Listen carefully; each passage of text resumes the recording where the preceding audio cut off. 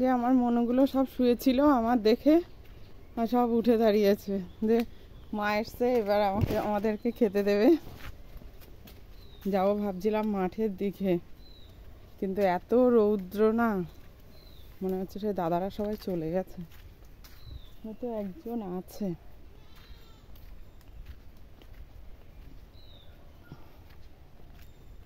দেখেন কেমন রৌদ্র, ঝা চকচকে রৌদ্র। বাবা তাকানো যাচ্ছে না।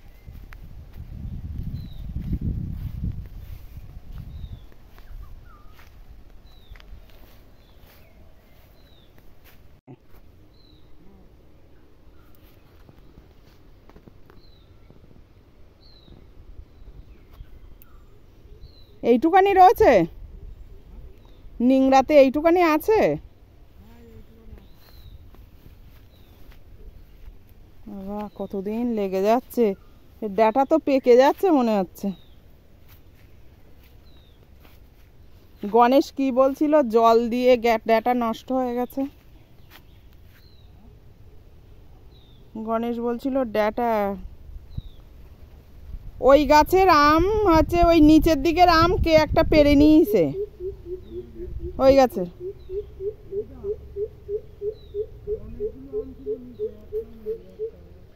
ওই দুটো ছিল, আমি ভিডিও করেছি, দুটো ছিল। তারপরে আমি দুদিন পরে গিয়ে দেখি একটা রয়েছে। হ্যাঁ, আমি ভিডিও করে নিয়ে আসলাম। ওই সবে পিসুমশাই কতটা ধান সিদ্ধ করেছে তা কি জানি, আমি মনে করছিলাম জিজ্ঞেস করে আসি, তারপর দেখছি 11:30 বেজে গেছে, তো আমি ভাবছি তাহলে চলেই গেছে।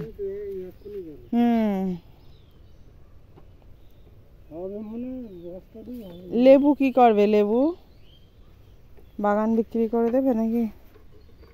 ভালো রস হয়েছে, যা যেটুখানি হয়েছে খাওয়ার মতন হচ্ছে। এই যে বাগুন গাছে বাগুন হয়েছে, বাগুন পোকা লাগা বাগুন হচ্ছে সব। তো একটু তেল দিচ্ছেন এই গাছগুলো, একটু তেল দিলে তো হয়। আরে বাবারে কি বা,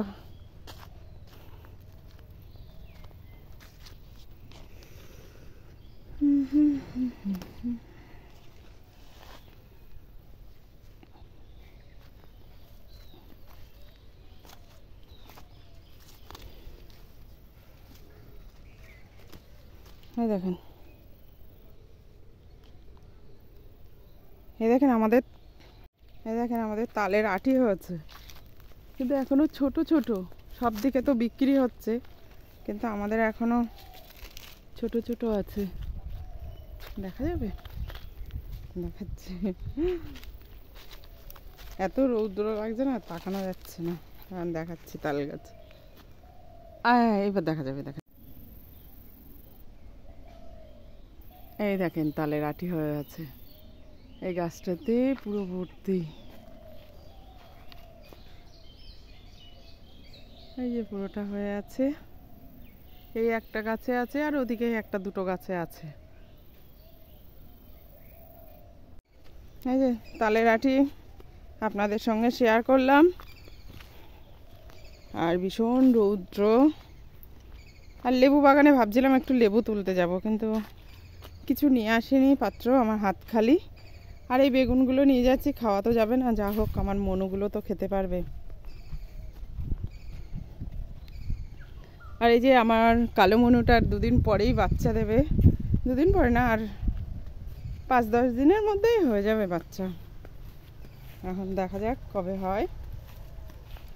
আমি ভাবছিলাম এখনো দেরি আছে, কিন্তু ডাক্তার বললো তাড়াতাড়ি হবে।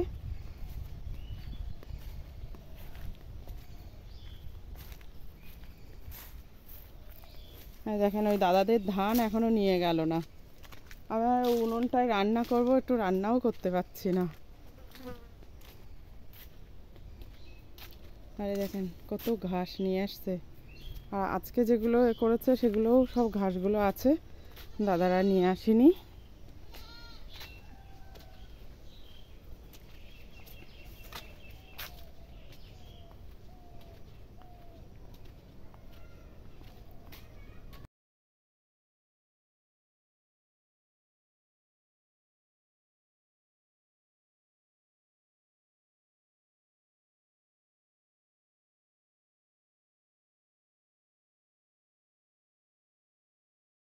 এই যে বিকালবেলায় দেখেন কত কলা পেকে গেছে, তাই জন্য ওই